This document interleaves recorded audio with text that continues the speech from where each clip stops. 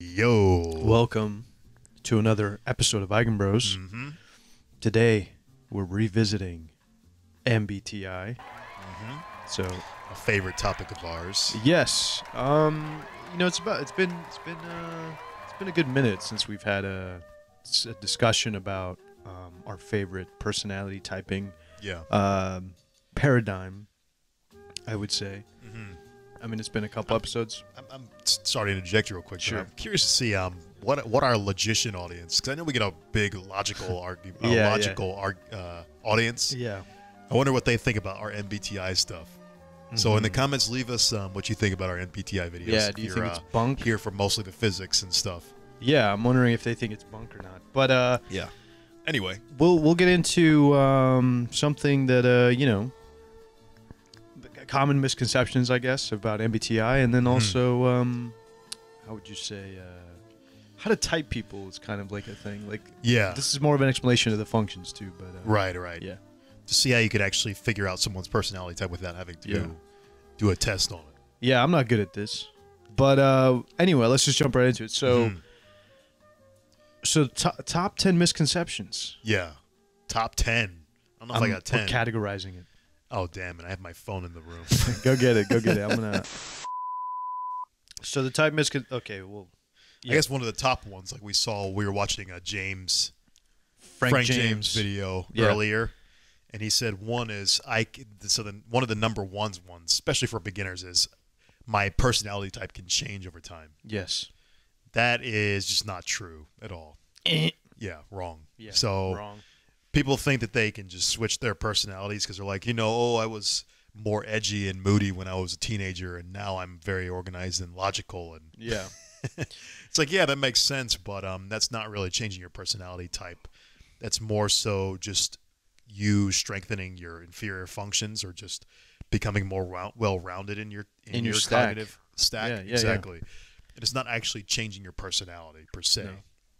So let's elucidate on this whole stack function stuff. So every personality type has different stacks, and the idea is that there's parity amongst stacks. Yeah. So, meaning if you have equal, well, not equal parts, but you have the human mind has access to like the range of emotions, which are feeling and thinking, right? Mm-hmm. But it's like, which kind of mode are you more dominant in? Yeah. Which mode are you more... And really, I don't subscribe to the whole belief that some people think that you can use that everybody uses all cognitive functions. Mm-hmm. I don't believe that at all. Right. I think that's that is one of my other misconceptions. Mm-hmm. But we can maybe go into that later. But Sure. Basically, I did get this comment from the audience that they didn't understand what we were talking about sometimes, so I'll kind of spell it out a little bit. So when we say cognitive stack, everybody has 4 cognitive functions in their stack. Mm-hmm. So everybody gets 2 perceiving functions and everybody gets 2 judging functions. Okay, but those terms also throw me for a loop. Yeah. Because even for me, as somebody who knows MBTI, I've heard about MBTI for over 10 years, and I'm like, judging, perceiving, doesn't really say much of what the details are. So perceiving is like, if we think of it very simply, perceiving is taking in information, and then judging is processing. That information. But the distinction here is that they make the perceiving functions, are they extroverted or introverted? They can be either. So we get 2 of each. Or we get 1 of each. So if you have 2 perceiving functions, right? One. And I don't know. They're going to be the same as mine, in fact, just in different orders. So since we both get 2 perceiving functions, in our example, for your example, I'll say for INTP, you get NE and SI. So one of those is oriented extroverted, and then the other one is oriented introverted. Yeah. And then, of course, we get 2 judging functions for the case of INTP. You get TI and FE. And we both have those as well. It's just everything's in different orders. Yeah. So that's what I mean by judging and perceiving functions. So perceiving would be like intuition and sensing. And then judging would be thinking or feeling. Yes. So I guess back to the whole, can people be different MBTI types? No, you can't, because let's say you're going to be someone who thinks that, I might be an INFP. Hold on, dude. Hold on. Let me take a pause. I don't. This sounds loud as hell. You think? again, So back to the misconceptions, yeah. yeah. So let's say you think that you're an INFP, right? Mm-hmm. An INFP's cognitive stack, all FPs have either FI or have FINTE.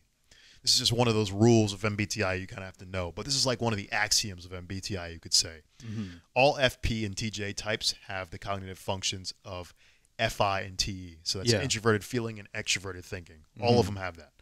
And then the other side of that coin would be all TPs and FJs have FE and TI. That would be like me and Juan. We're both ENTP and INTP, so we have TI and FE, introverted thinking and extroverted feeling. Yeah. And then it's a job of trying to figure out where those things place in the stack. Right. So if you're an INFP, from my example that I was leading with, since you have FI and TE because you're an FP, you know that the INFP is an introvert and they're feelers, so they have to have an introverted feeling function in their primary stack. And since they're an INFP, introverted, that means their FI is the leading function. And then since they're intuitive, you have a judging function. A judging function must be followed by a perceiving function. Yeah. So then that means since they're an intuitive, it has to be NE. So it also has to be oriented in the opposite attitude. So they start with FI, introverted. The opposite attitude for the second function must be extroverted. Yeah. So it goes FI, NE, and then it goes SE, SITE, sorry. Yeah. And that shows, you can see from that pattern, it goes introvert, extrovert, introvert, extrovert. Yeah. They always have to be the opposite attitude of the preceding functions. Yeah. So this is all going to make sense in the later schema of like how to type people, because we're kind of laying the groundwork here. And here's the thing though, like you're saying some functions, if you know some functions, other functions are gimmies. So if you see one of your friends, for instance, if they're an extroverted feeler type person, this is sort of characterized as somebody who's like putting others above their own. They're more selfless people. They're more willing to put other people's concerns over their own. You know, make other people feel good, that kind of stuff. And for instance, if they're FE, then that means they have TI. Right off the bat. So if you see somebody using that, they're like, okay, then you know they're TI, but where is the TI in the stack? Yeah, so you're kind of getting into how to type people, right? Yeah, so that's pretty much the technique that I use. So when I'm typing someone, usually what I'll do is I think the most obvious function when you're trying to type someone is to figure out the feeling function. So of course that could be a variable situation, because if you're in an environment where you're not really using feelings, like especially like physics, let's say, you're always talking in logical frameworks, then that could be a little challenging, and it might be easier to analyze the thinking function. But generally, I think if you want to apply this broadly, the feeling function is where you should go towards. Okay. But if you want to make it even more general, just go to the function that is the most prominent thinking or feeling function in a person that you can recognize. Right. Well, we'll definitely break this down more, but let's keep going with the misconceptions, because like these are all static kind of things. Right. The functions, they are definitely static things. Yeah. Well, the logic of MBTI is that, or the Jungian cognitive functions are all following a logical sequence of like pattern. Not pattern. How would you say? Processing information. Yeah. So.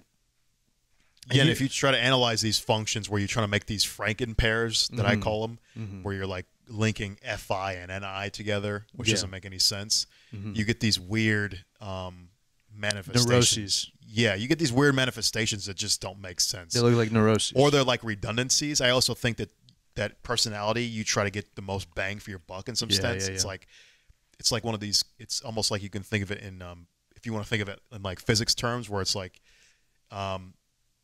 you want to be maximizing or minimizing the amount of energy used on certain processes. So it's like, even with your cognitive functions, you want to be getting the biggest return on your investment for as much of a change as possible. So when you start to have like these NIFI things, there's like redundancies, don't add much to the picture. Weird Franken types. I'm not really into it. Like the Dave superpower system kind of goes down this rabbit trail. Objective personality now. But It's a little bit misleading for me to say that, because I don't think he's saying that you can have FI and NI paired, but You're saying I kind of lean in the camp of you don't. So your type doesn't change, but you do lean into or put more energy into certain functions, meaning that you develop. You can't put more energy in developing your stack. So say, for instance, like for me, I have SI according to this logical flow in my tertiary, meaning that the last two functions in the lower stack are called demon functions or inferior functions. This is because the OPS terminology.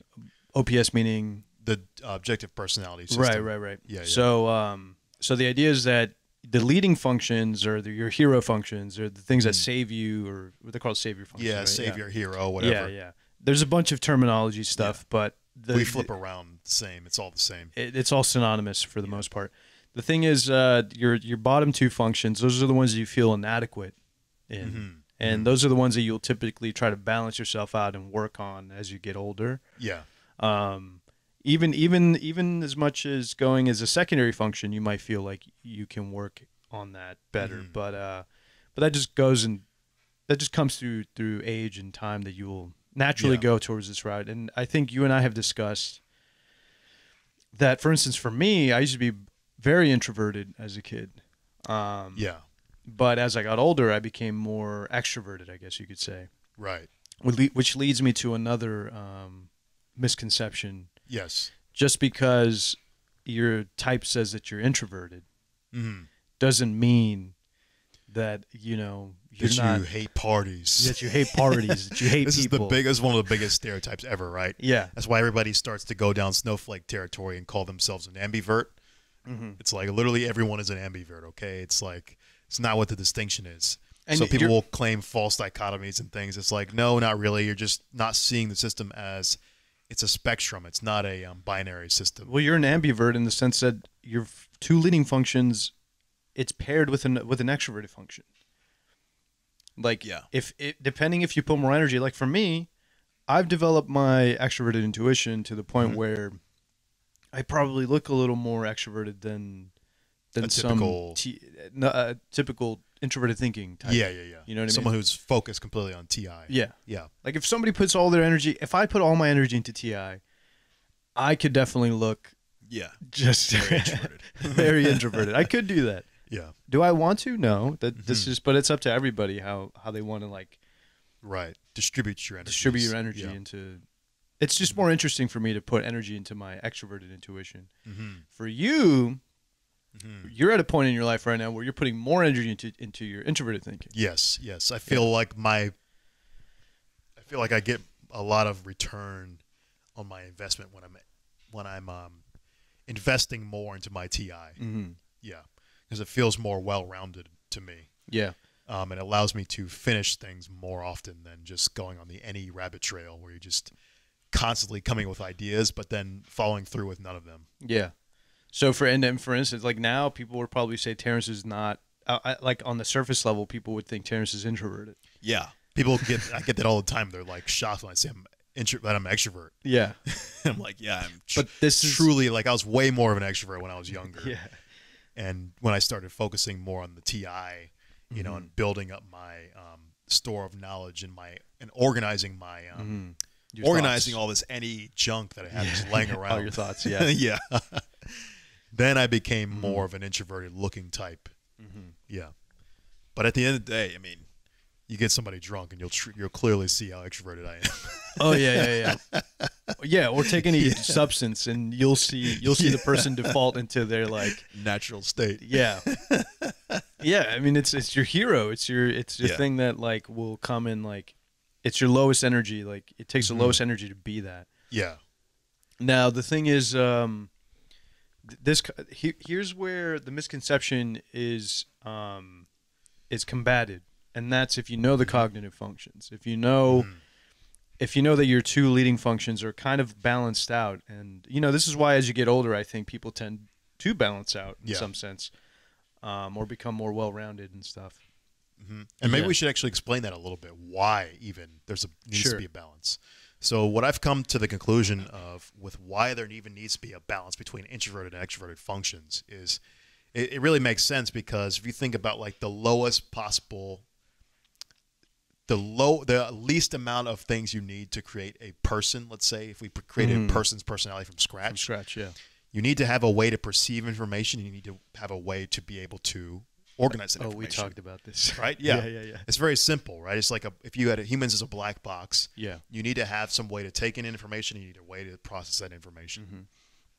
And those two primary functions are basically just that. You have a perceiver and you have a judging function. Yeah. But then the difference or the... Meaning you have a function that's like taking in information and then how to process that. Yes. And then maybe what's less obvious is there's a subjective component. There's an oriented...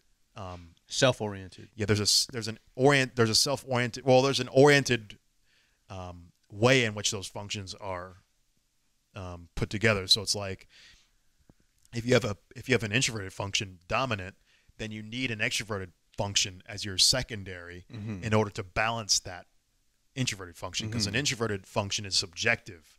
It is concerned about the subjective self, right?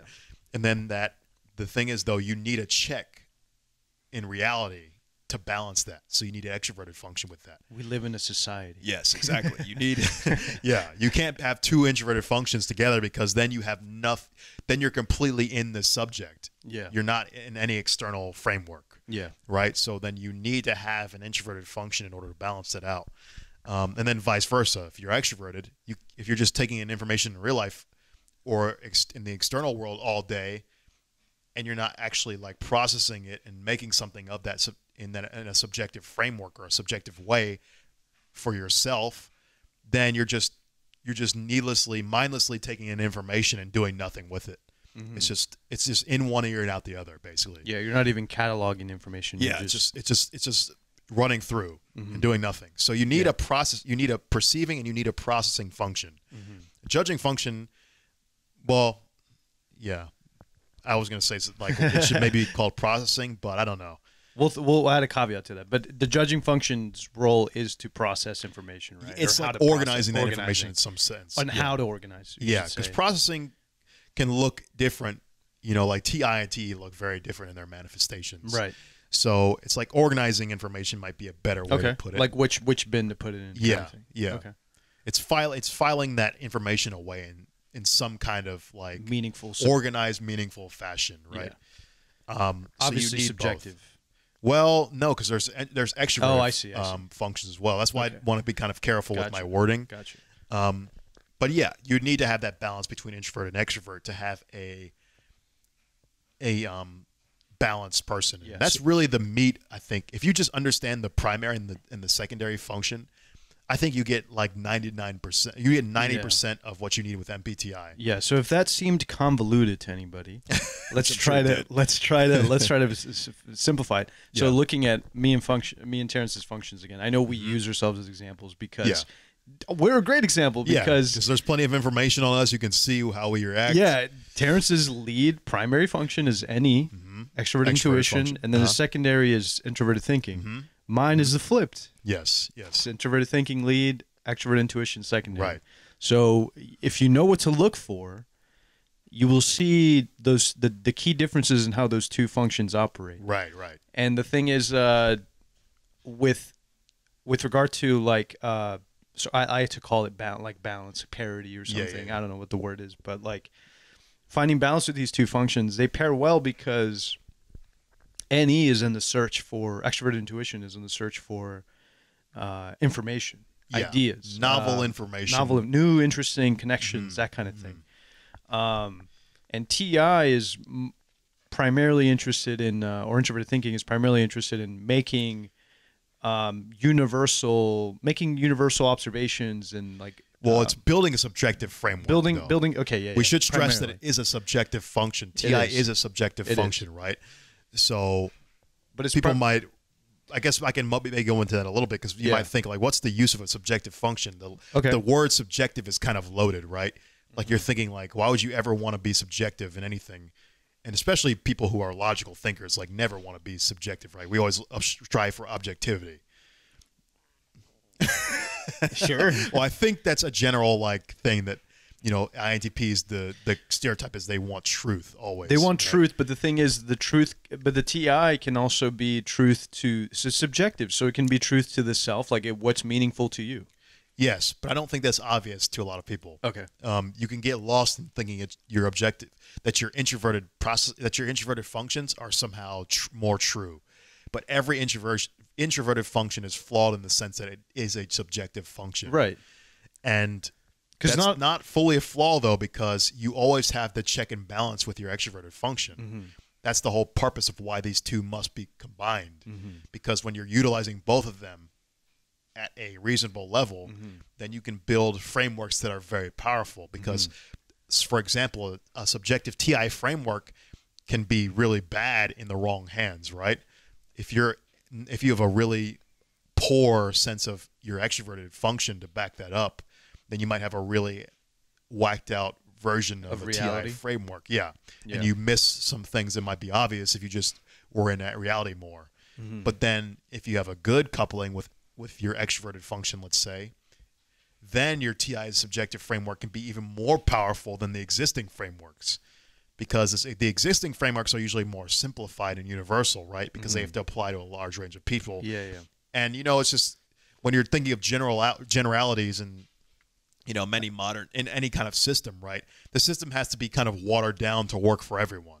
Yeah, lowest common denominator. Right. So these TI frameworks can be extremely powerful because they can supersede the generalized frameworks. Yeah, Terence, I'm understanding you, but I'm afraid we're getting really abstract.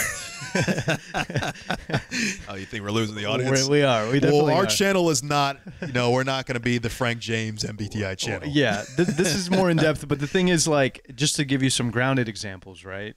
Like, like what's a TI framework? What do you mean by that? What do you mean by, what's an example in the real world of a TI framework? Sure. So, of course, I like to always use the classic Einstein example, right?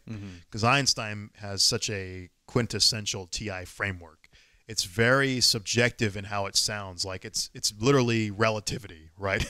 It's basically making the claim that physics looks different in different frames of reference. Yeah. Like, so if you're in space and you have someone traveling alongside you, let's say you're in a spaceship and then there's another spaceship, you can see the spaceship pass you by, but who's to say that it's not you? It's not your spaceship that's moving and the other spaceship is stationary. Like, you can't really know unless you have another reference to look at. So there actually is in real life this subjective or relativistic component to physics. And that's a framework that Einstein created. You almost have to be able to see in that way to understand how that actually can apply in real life. Yeah, but then also adding a caveat to his, like, to give you a more solidified view of his introverted thinking and use, his extroverted intuition collected already information that was out there because there was already other physicists that had noticed this as well. I think the Lorentz, what's his name? Carl Lorentz, and I'm just throwing a name out there. I only know his last name, Lorentz. Yeah, I don't know either, man. Carl with the K, I'm going to guess. That was a very famous name in the 1800s. Don't get it wrong. I'm kidding. I don't know. I'm kidding, but the guy Lorentz, there's a mathematical transformation that you can make. Yeah. That he noticed, like, oh, there's some relativistic motion happening here. And that was kind of the predecessor to Einstein's theory of relativity, which is more general. Like, he refined that idea and took it to the next level. Right. So he was collecting information that was out there at the time. He was seeing, like, the zeitgeist or something of where physics was at, survey, and he decided to put all these ideas together, Maxwell's equations, all this stuff. That's extroverted intuition, collecting, gathering. And he says, I'm going to build a framework where this all makes sense. Yes. Logically. Yes. Right. Yeah. And he used the relativity properties to do that, which might not have been so obvious for someone who, let's say, is a TE thinker, because you're trying to think more in an objective or universal framework, which would be more of a Newton style, right? So I think it took an Einstein to be able to break physics, the Newtonian physics of the time, in that sense. And I think physics goes through these periods of certain types that shine, actually, because the frameworks are more suited to breaking that mold. Right. You know, I think everyone is a scientist, and we need all types of people to do that. And there's all different interesting. Like, it'd be really interesting to make a stereotypical physicist MBTI video, because they all have their certain regimes in which are really there's certain prominent physics that you can see. Oh, that's clearly a XYZ personality type. Yeah. Make a certain observation from. Yeah. You see the functions like make their or show their true colors in a sense. Yeah. But that's a good example. Yeah, I think the TI. That's what you mean by a TI framework. Blah blah blah. Yeah. I guess the second point would be. I guess did we cover that? I think we already finished that one, right? Which one? The second, whatever we were just talking about. Yeah, I don't know. We lost track there. Yeah. Like what it was. There's that any. Did you want to go over some more misconceptions? Yes.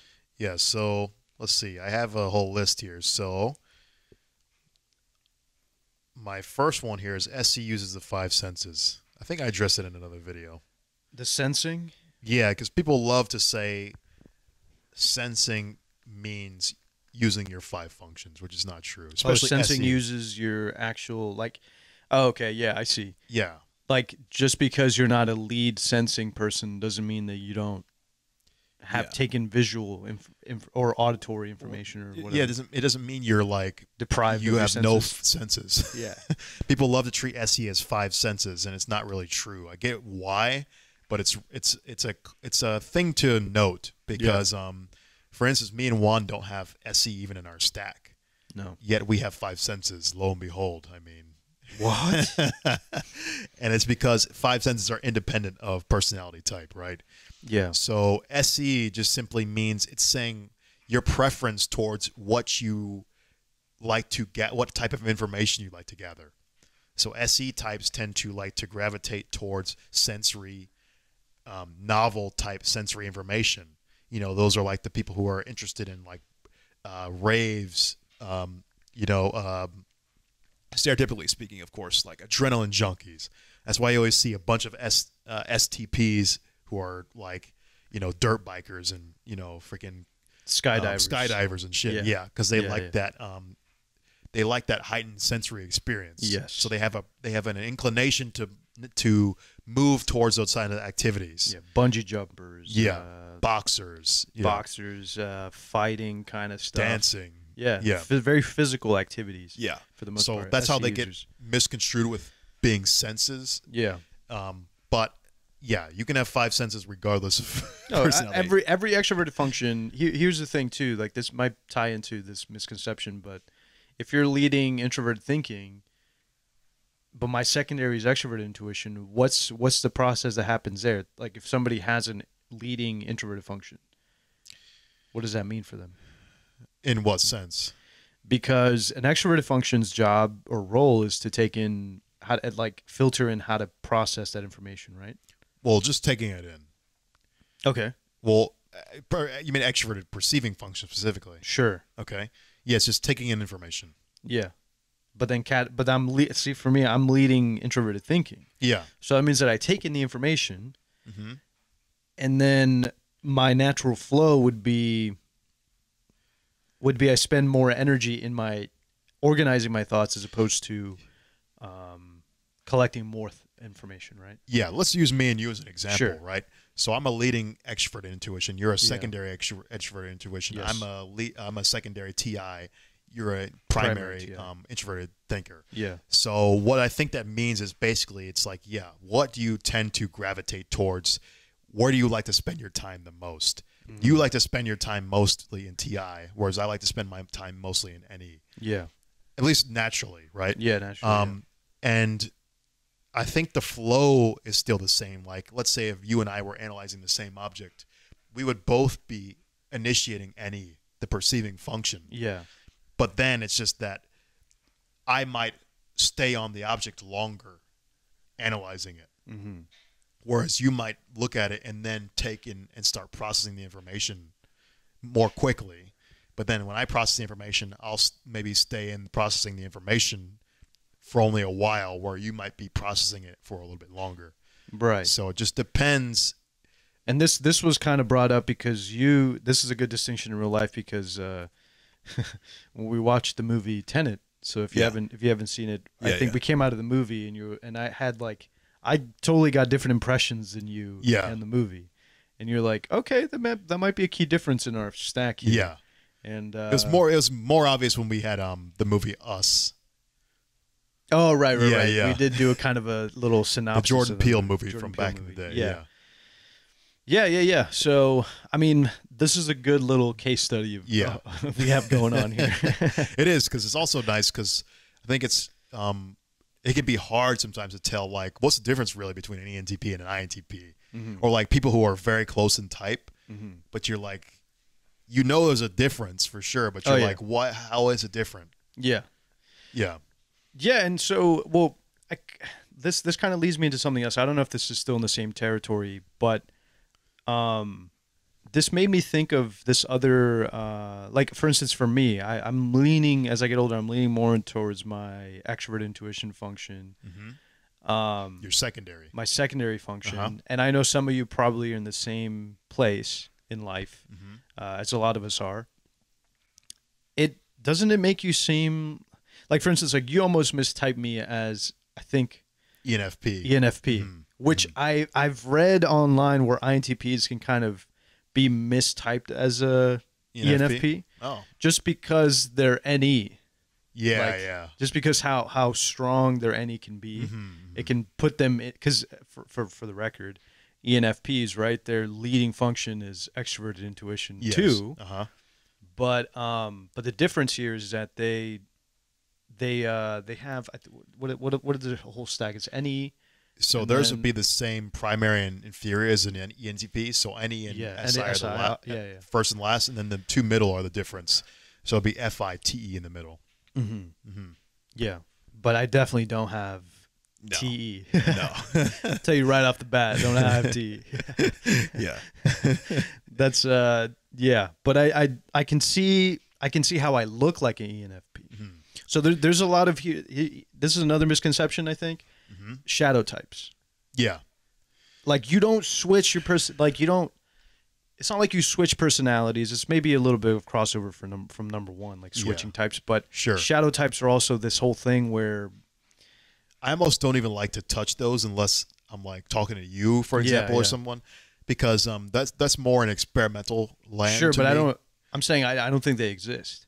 Oh, you don't? I don't. Oh, okay. I think there are different facets of your functions that you push into, like that you momentarily put more energy into, or you put more energy into putting energy into certain functions in your stack. You know what I mean? Yeah. Like, but that's how I think you can manifest the look of a shadow type. Right. So you can say, like, I'm going to try to, it's like almost you're actively trying to do it, because let's say for you, your shadow type would be an ENTJ, right? Yeah. So you'd be like, I know that I need the traits right now of an ENTJ to be able to complete this task or something. For the record, ENTJs are what? I guess for the people listening, if they don't know what's their stack? Yeah. Their stack would be TE, so that's extroverted thinking, followed by introverted intuition, NI, followed by extroverted sensing, followed by introverted feeling. So you might say, like, oh, I need to emulate the characteristics of an ENTJ right now because I know this is the only way I'm going to get this done. Well, the funny thing is, before I even knew MBTI, this was something that I would lean into naturally. I didn't know that this was like, I just saw it as an aspect of my personality. I didn't see these things as like, oh, I'm switching types. I'm saying these are all facets of your personality, but they're not necessarily like, it's not like you're flipping a switch. And this is why I think people also can get confused in saying, like, oh, I'm not this way anymore. I switched my personality type. It's like, no, because when you actually, and it's kind of embarrassing too, because when you really compare yourself to, like, let's say, if you're a true ENTJ? A true ENTJ or something, you're like, it's like, no. Like you're just a great value version, Walmart version of you will always be the great value version of like an actual person of their type, right? Because they literally live in those functions. Right? It's effortless for them to be that way. For you, it's a switch. Right. So no one can ever be as proficient as their shadow type. Right. But they can recognize the utility of embodying certain characteristics of the shadow type. Right, and I guess this I guess further elaborating on this like hybrid theory, because I call it a hybrid theory, but it's like you take two functions in your stack, and it's almost like they work in synergy to make, like for instance, like my TI, like for instance, okay, let me propose this question to you. Seeing my ENTJ quote unquote self, or aspect of my personality, what two functions in my stack, in the INTP stack, the TINESIFE stack, would emulate a T, do you think? If you combine two functions, which one would? Well, I was thinking that maybe I had a theory. It's a thought. I can't really say for sure. Speculation hour. Let's go. It's very speculative. I was thinking that maybe almost all of your emulated personality type characteristics are just your top two combined. Interesting. Because your top two is literally an extroverted and an introverted function, and you just morph those in a way to whatever you need to satisfy at the time. Okay. I was like, I don't know if this is true or not. I haven't. This is a very recent. For instance, thought. like, but we have the same functions, but yours, you say, but your shadow type of getting things done would be an INTJ. Right. Yeah. But I would still maybe use the same two top functions. This is very speculative, though. I'm not sure. I almost don't want to put it out there because I'm like, I don't know. It's a working hypothesis. Yeah, because I'm like, since the thing is your two dominant functions, you have a lot of energy to use with those. So if you can combine those and morph them in such a way, you're using double the amount of energy. Yeah. Or at least you're using two functions. Oh, it definitely feels like you're using energy. Yeah. You're going to drain fast. Yeah. But it's at least doable. Because if you're already trying to do it with like tertiary and inferior functions, I think the energy depletion would be so great that I don't even know if it would be possible to do that. Gotcha. Maybe it is. I'd have to look into it, though. I have to still think that one over very, very carefully. This is a new thought. So, yeah, my direction of exploration right now is to thinking that there is some kind of morphing of the primary and the secondary function to satisfy becoming the cognitive function that you're trying to emulate. Right. So, like, yeah, because I guess to summarize, I would say your shadow functions, quote unquote, or your other types that you feel like or resonate with are simply manifestations of you putting energy into your stack of the four functions. Yeah. You're not going to become... Probably doubling of some two cognitive functions. Right, because you're not going to become an introvert. Like, for the longest time, I thought, oh, maybe I am an introverted feeler, bro. Yeah. I do think about my feelings a lot. But it's like, no, but the thing is, for me, that I had to come to realize was that, how do I approach certain things? Do I approach them with... like, do I need... For me, at the end of the day, is like, I always have a reason to do something. Yeah. And that's really the key difference between TI and FI. Yeah. I think. Because a lot of FI users will not care to give you a reason. Yeah. Or sometimes simply don't have a reason. Yeah. And it's fine. Exactly. They're perfectly fine with that. For me, it's like, I feel like I need to have a reason to do something. Yeah. It needs to be justified with logic somehow. Yeah. But that's the TI framework. And yeah, it does also, maybe this is the other thing too, that the thinking and feeling, this is a huge thing that people this kind of adds, we've talked about this before, but let me just say it as a caveat again for anybody new listening. Just because you're thinking doesn't make you any better than the feeling types. Yeah, of course. It just means that you have, like I said, the FI users I've seen don't seem to care to explain certain things or don't care to provide a reason for certain actions or something. They might have reasons for themselves to do something, but or they could be personal even, so they don't want to share them. FI is very personal. Function. And it's the thing is with TI, it's the way the function is more preoccupied with, it's a weird function. I would say the thinking is more ingrained in like logic or obsessed with universal truths. I would say it's trying to create a logical framework. Rationalizing. Too. Yes. In my younger days, I used to rationalize a lot of my bullshit behavior too. Yeah, I think it's a common thread with TIs, probably. Yeah. So if your friend is one way to tell your TI friends and FI friends, if they rationalize a lot of their behavior, that's definitely TI stuff. Yeah. Trying to bag it with logic. Yeah. And I have a very good friend that's an FI user, and that'll often strengthen me giving him like my TI reasons for doing things will strengthen his FI reason for doing things. He's like, I never thought about that. I'm like, okay, all right. Yeah. Here we go. Yeah. So yeah, that's yeah. Yeah, well, that's that one. I mean, do you have what other misconceptions? I think. Let's see. I've got a good list. I've got extroverts are social while introverts are not. We've kind of touched that. It's possible to have two functions of the same attitude within a cognitive stack. No, we can't. We already said that. Okay. I have SI as memory. Okay, we can talk about that. SI is memory. Yeah. Introverted sensing. It's like one of these things, once again, with SE. It's just now instead of the SE... Extroverted sensing. Instead of SE being the 5 senses, now people are saying SI as memory. So people who have no SI, they have no memory. Well... So it's kind of one of these things with like SE and SI. The senses get screwed up. I can see why though, because I see people that like don't have SI, introverted sensing. If they have, meaning I see people that have extroverted sensing, they always say that they're bad at memorizing things. That's been a trope that I've seen. I'm bad at memerizing things. Yeah, but the thing is, you're also super inferior. Like, it's the lowest function on your stack. Yes, but that still flies against what you're saying, because it's like I have SI, but yeah, but I'm saying SI. I mean, you're so inferior to SI that you look like a SE user.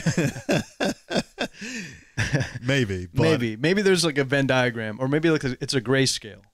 Or it's like it's like a scale where it's like, okay, lead SE users maybe don't have great memory, but SI users, I've not noticed it enough to say that I would say any of the SE people I've known have had bad memories. Gotcha. Okay. I think it's just you have to look at memory as a separate thing. It is. It's the same thing as like SE and separating 5 senses. It's just that they get this weird synergy between the senses because it's literally a sensing function, meaning that it's tied to the sensory world.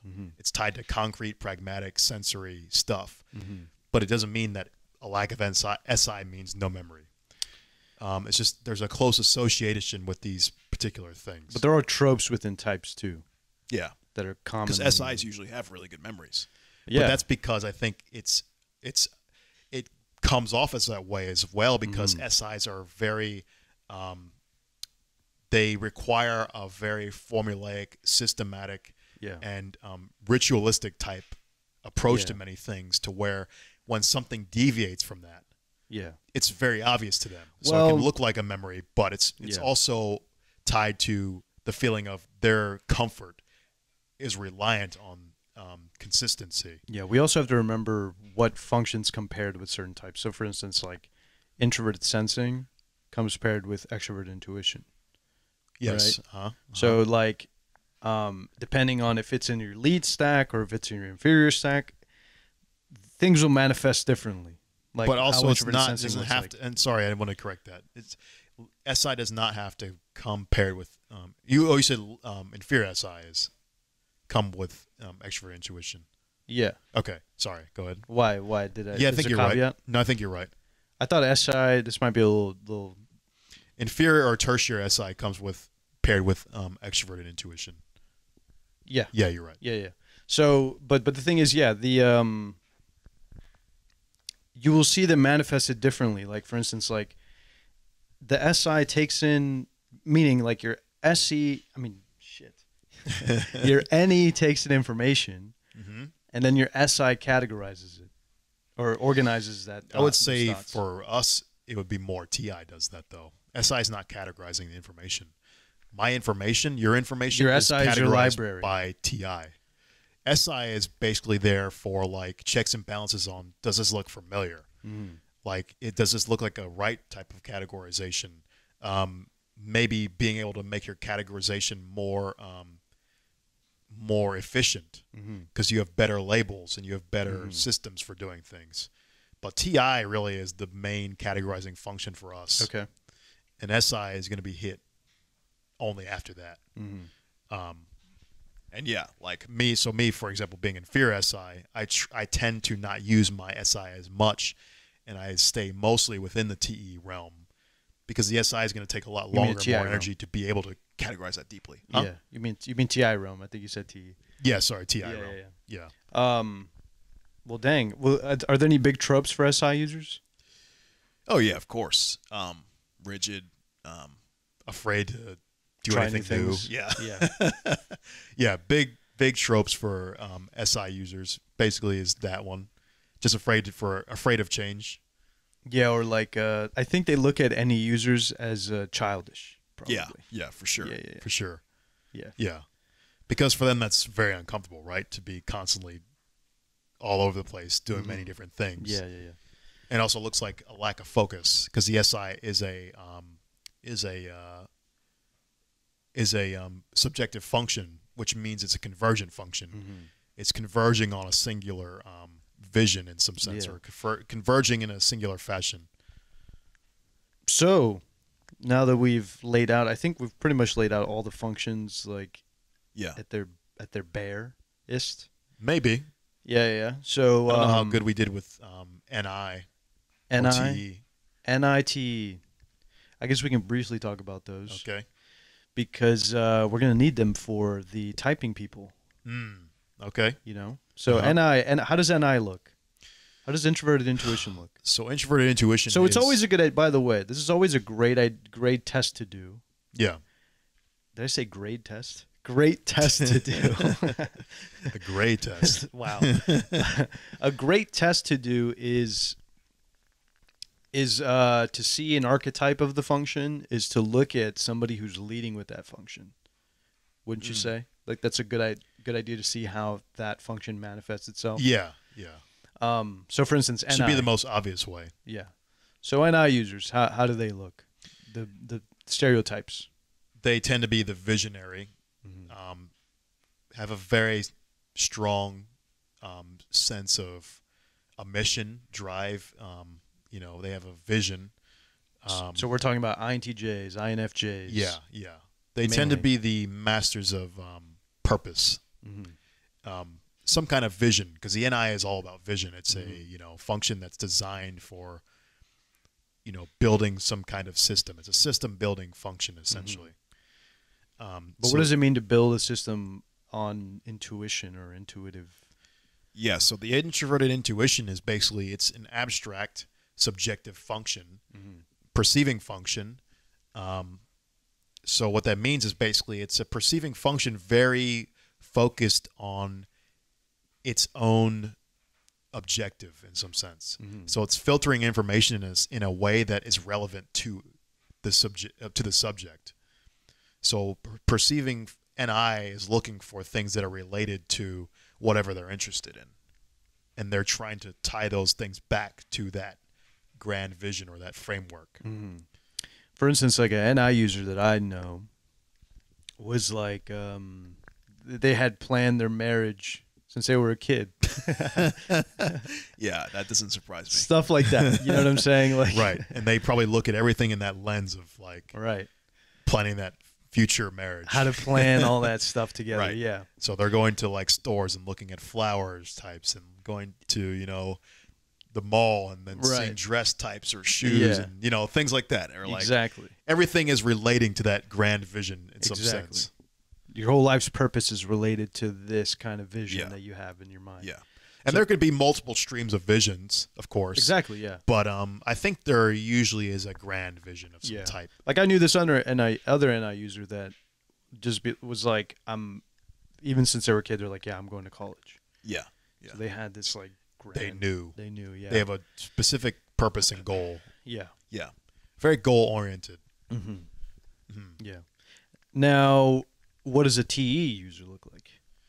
So a TE user is also usually very goal-oriented. Extroverted thinking, for the record? Yes. Yeah. It's a little bit less pointed, though. Of course, usually a TE would be coupled with some type of, it's going to be coupled with some type of introverted perceiving function, so that should keep it in line. But TE is more so about accomplishing things. Yeah. So in contrast, I guess. So we have the self. I like to call the functions that are like if you're lead introverted or something. Yeah. I call those like the self functions. Yeah. Like NI, TI, FI. Those are like self-oriented functions. Yeah. I guess even to some sense, SI. Yeah, all of them. Yeah. Any Yeah. introverted function is a self function in some sense. But it's always in contrast to like, to me, it's always in contrast to the tribe. Yes. Like, yes. which is The extroverted functions. extroverted functions, which are like T, FE, meaning extroverted feeling and extroverted thinking. But the other two, here's the sense that I don't get: the extroverted intuition and the extroverted sensing aren't necessarily tribal function. Like they're not really preoccupied with the tribe in some sense. Well, you can think of it maybe instead of tribe, maybe that's a little bit too high level. Maybe to make it lower level down, you have to say just objective because it's concerned with the external world. Sure, right. So the tribe is the external world. It's external to the self. So if you want to make it a really generalized way to say it, the extroverted functions are their objective functions are concerned with the external world. Yeah. And I'm borrowing some terminology from the objective personality system of Dave and Shannon. Yes, so, yes. They have a really good distinction there with those two types that I found really useful. But so T is more preoccupied with like the tribe in this framework. TE is very concerned with organizing logical frameworks in a universal fashion that work for everybody. Yes, so like the TEs would be like the ones who create the systems for like how like manufacturing processes work. Yeah, we were talking about this the other day about a party scenario. Yeah. Yeah, you were talking about it. Like a distinction with like I dated somebody who was a TE user. And versus me and Terence, we have very similar types. So I was saying, for me, I was orienting the party. I'm FE. In my stack, I have extroverted feeling. And for me, it was about getting the vibes right. Right. Picking the music, the lighting, making sure everything is a good atmosphere. That's the same exact approach I would take as well. Yes. Make everybody feel comfortable. Yeah. Make sure we have like, drinks, alcohol. Make sure everybody's going to have a good time. Yeah. Drinks and alcohol is like number one. And then music is number two, and then the vibe. You just got to get the vibe right. Yeah. Right. But for her, it was a totally different approach. Yeah. She was thinking logistics. Yes. How are people going to get number of cups? Number of cups. Yeah. How are people going to get home? Yeah. Space. The space. Yeah. We got to move this table. We got to do all this stuff. And I was just like, wow. Very TE approach. I was just like, man. The food, maybe. The food, even. Yeah. She's like, we don't have enough food. I was like, no, all we need is alcohol. Yeah. No one cares about the food. Yeah, but like, that's kind of like where the TE, the distinction between TE, FE might be as well, if you're trying to look at it. Yeah. Bare bones almost. Yeah, and more of a high level manifestation of like how it actually happens. Because we're speaking more in generalities. Yeah, we are. Which is almost a little bit more for more familiar MBTI people, and it's more accurate, but maybe less clear. Yeah. So yeah, I like the contrast here we got, where you can kind of give them more realistic. And this might be useful for you to type people as well. Like, I think this is going to lend well to like, you need to know how these functions look so that you can, when you see them, you're like, oh, this person's using extroverted thinking. Yeah. And it's going to be somewhere in their stack. Should we go down that maybe? Because we're we should. 15 minutes. This will probably take 10 minutes, I think. Okay, yeah. So this is leaning. We just need you to be familiar with how these functions look before we actually tell you how to type them. Right. So yeah, like are there any other functions that might seem obscure? Do you think you would say? That's all of them, I think. That's all of them, right? Yeah. I'm pretty sure we went over all of them. Yeah, I think we went over all of them. FI, TI, SI, NI. SE. Yeah. SE, yeah. NE. Yeah. Yeah, we did. Okay, awesome. So, Terence. Yeah. You're really good at typing people. Thank you. It's taken me many, many years. Yeah. Many years. I have a theory about this. I think it's because he uses, he's a lead extroverted function, so he thinks he sees things as is. For me, I spend more time subjectively. I spend too much time thinking what if. What ifs. Like I don't see the functions. If I see a function, I'm like, well, what if this? What if that? You're thinking that you're lacking. You're maybe at an impasse of having, or no, you think you maybe have incomplete information. Yes. Yeah. So I don't settle on. I don't ever settle on my type. I'm always like, well, they could be this, it could be that. Yeah. But you definitely It's have more. You feel like you have a system. Yeah, I try to not. Yeah, I try to keep it. Bare bones. Yeah, I try not to. Yeah, I think As it is because is, I try almost? to look at things at a very. Superficial. You have to almost kind of do that in some sense. Okay. You need to try to do it correctly though. That's why I'm obsessed with trying to make more generalities, general statements that can apply. Because when you start to get too much into stereotypical views of MBTI, that's kind of bad because then you can get thrown off by people who are unusual for their type. Yeah. So like if you have an INFP who's like a astrophysicist or something, you're going to be like, oh, they're a logical thinker because, you know, they're an astrophysics or some stupid thing like that. Or, you know, an INFJ who's like a dirt biker or something. Yeah. It's like, oh, they cannot have an inferior SE because they're a dirt biker. Yeah, it's like, no, you have to have a generalized system so that you can be able to surpass these stereotypical things. Of course, you can probably get by on stereotypes, just like in real life. Of course. You know, because people will gravitate towards that stereotype probably a lot of times. For sure. Since that is their type and they're attracted to those stereotypical avenues. For instance, Steve-O. Yeah. Steve-O's like a perfect example of an ESTP, right? He's literally stereotypically goes into the high adrenaline junkie type things. Yeah.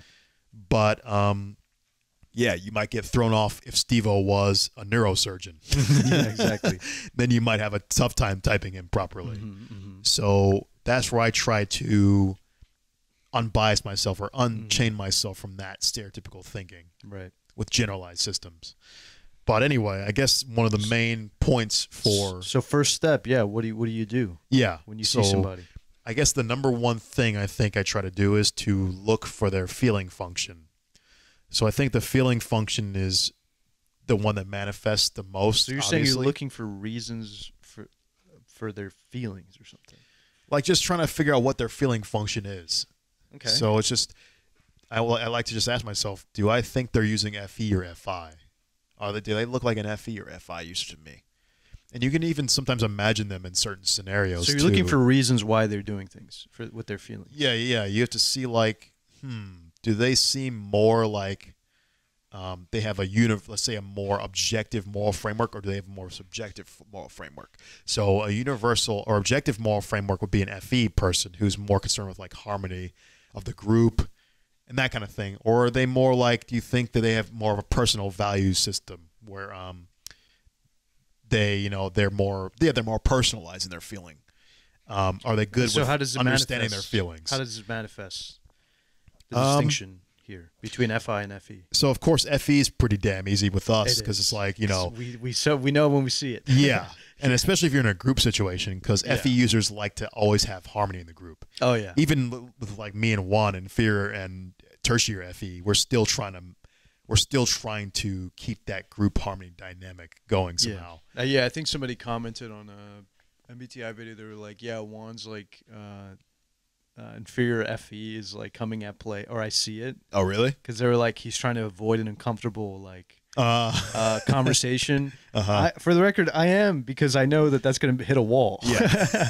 And there's no point in hitting that wall. Like it's rather like, for me, I am concerned with keeping the conversation going or the flow of a conversation, or if like I'm trying to inject some levity into something. This is why I think FE is so useful. This is why I think FE is so glaring for me, because I see me using it in even classrooms like that I'm leading. I will like have a picture of something and I'm like, all right guys, how do y'all feel today? 1 through 9, let me know. Like, I'm trying to open up the classroom to everyone to get on the same page kind of thing. Yeah. I'm similar as well. Yeah. So it's about finding where everyone's at. Like I like a phrase you use. You're always like, FE users are reading the room. Yeah. And they're always gauging, taking that emotional metric of the room every now and then. And maybe an FE primary would do it more often than, let's say, like a tertiary inferior like us. They might do it more effortlessly too. Yeah, more effortlessly as well. Yeah. And they can maybe spin the room back Yeah. from more of a harsh turn, or let's say. Yeah, exactly. Yeah. Probably true. I can't do that. Yeah. I will make a joke, and it's either going to turn the room around or not. It might be hard to bring them back, right? Yeah. Because sometimes I'll just be like, all right, you know what? Let's just get out of here. Let's just leave. Yeah. So the FE is very concerned about the External environment, once again. the external feelings. Because they're less concerned about what's actually. An FE user really can't even tell sometimes what's happening internally. I've noted that. Sometimes I'm like, I don't even know what I'm feeling sometimes half the time. Yeah, if I'm really bummed Unless I'm out around someone, I'm like, okay, then I can kind of tell what my feelings are. You're like, am I bummed or am I just like? Yeah, you just don't even know. Yeah, and I think that's FE unawareness, right? Because I think FIs are very aware of how they're feeling all the time. Right. So that would be a really clear indication between FE and FI. FI users are going to be very aware of how they're feeling. They're the ones that can't really hide their feelings. You're going to see it on their faces very clearly because they know what they're feeling at all times, right? Right. Even in inferior and tertiary, I would imagine as well. They just might be more prone to push it away because they see it as more of a weakness, So the FI is also going to be concerned with their personal environment of feeling as well too. So perhaps comfort levels and things like that. So they want to be in a comfortable environment because they know it's going to make them feel better if they're in a comfortable environment. Everybody likes comfort, but FI might be slightly more obvious. Right. So in a social setting between a FI and FE, how would that look? Well, an FI is not going to be as concerned about the group dynamic. A lead FI, you're saying? Yeah. Well, in a FI in general, they're going to be mostly concerned about the feeling of their self, how they feel in the social situation. Are they feeling like they're having fun? They're concerned about how their self of feeling. They're not going to try to bring the room back if it's awkward or uncomfortable. They're just going to be like, well, I'm not feeling this, so I'm out of here. I'm going to go home. Yeah. That's very true. That's very true. Yeah. A lot of FI users I know will not even, if they're not feeling the party, they'll just leave. Yeah. They'll just be like, yeah, I'm going home. What? Yeah. What do you mean? Bro, we can turn this night around. Yeah. And they're like, I'm not even concerned. And I'm just like, no, man, we can turn this around, man. We're going to have a good time. Right. The FE is trying to negotiate. Yeah. Promise you stay for 30 more minutes. It doesn't suck, man. Come on. 30 more minutes, bro. This is going to be so much fun. Right. So that's FI, I guess, in a nutshell. And FE. What about how would you tell? So you use that. Okay, so you're telling me you use these two distinctions to give you a picture of what the person is. Yeah, because of course, remember the rule I said in the beginning. The pairings, right? So if you get FE or FI, then you automatically know if they're TE or TI. Right. So you can say, oh, this person, I sense FE. They're constantly trying to bring up the group dynamics and things here. That means they got to be a TI. So now you get a BOGO, you got a free cognitive function. Yeah, you do. So now you only have to figure out one more. So if you can at least figure out the other one, then you already know the other one. Yes. So if you figure out one more, then you're good. So now you've figured out the two judging functions. Now you just need to figure out the perceiving function. How are they taking in their information? Yeah. Is this person a sensing type or intuitive? So you can usually go 2 steps with the perceiving function. Once you've nailed down the feeling function and you get the free thinking function with that, you're going to say, okay, is this person a sensing or intuitive? So I like to start high level with that because it's usually kind of easier to pick out sensing or intuitive. You can almost feel that. Well, Sometimes I have trouble with that. Yes. Maybe you not as obvious, right? So the second layer is harder, I will say. Yes. It's easy for me to tell if somebody's FE for sure. Yes. That's because I'm familiar with that. Yes. There's a series of tests you can do with distinction between N and S. Of course, a well-balanced person can be harder to tell, whereas, of course, a more stereotypical person will be more obvious. So you can start with this. So what I do is, of course, the distinction between intuitive and sensing is what? It's the abstract versus concrete. Does that person like to have a more pragmatic approach to things, or do they like a more abstract approach to things? That can be hard, though, because a lot of people they have more balance in life, especially as they're older, where they have a good pairing between the two. Yeah. But a way to maybe do that is to see how far they can go in either direction. So let's say if you're an intuitive type, usually if you're an intuitive type, you can go to an abstract level that would be annoying to a lot of sensors. Yes. So if you can take your abstract, so let's say if you're talking to someone, if you take the construct to an abstract level of extreme, and an extreme abstract layer that a sensate person will usually be uncomfortable with, right? Then you can start to pick out, is this person probably an intuitive or not? So you can say like, you can just start going really in the generality abstract space. Right. And if this person's just like, I guess, or I don't know, like, yeah, can we bring it down to earth? And they might be a sensing type. And this is a lot more obvious than you think, because you will tell when a sensing person is clocked out of a conversation. Yeah. You know what I mean? Right. Or just somebody they're kind of over it. They're just like, whatever. Yeah. Like, you know, if you lean towards more abstract things, I guess, do you have a typical kind of like probe of like how to gauge if someone is like, or maybe if there's a question that delineates this a sensing versus a... I just try to speak very in the abstract layer, very general layer. You know, you start talking about these things that are kind of like, maybe would be uncomfortable for someone who's more of a pragmatic type, where you'll say like, you know, like, you can ask about like future projections of things, like, you know, like speculative things. Yeah, so like, how do you think humanity is going to unfold within the next like 5 years technologically or something? That's more of an abstract layer conversation, right? So if you're trying to distinguish between someone being an intuitive versus a sensing type, then they're going to be more uncomfortable operating in that abstract sphere. Maybe not, because you could say like maybe someone who's a sensate type is familiar with technology in the 5 years, but their answers then might be catered more towards the pragmatic, where they're going to say like, oh, well, you know, Samsung is releasing this particular product on this day or whatever, and you know, I think that's going to have some kind of effect with it. And it's going to be more down to earth and practical, based on factual knowledge, right? Usually. So that's the distinction that you can use with intuitive versus sensing. Keep your conversation very abstract.